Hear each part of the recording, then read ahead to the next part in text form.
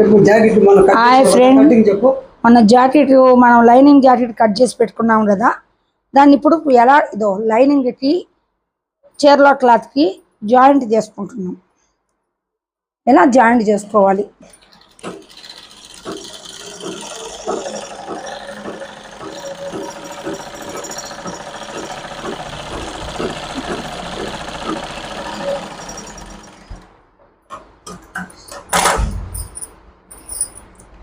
ఇలా చూసుకొని ముడత రాకుండా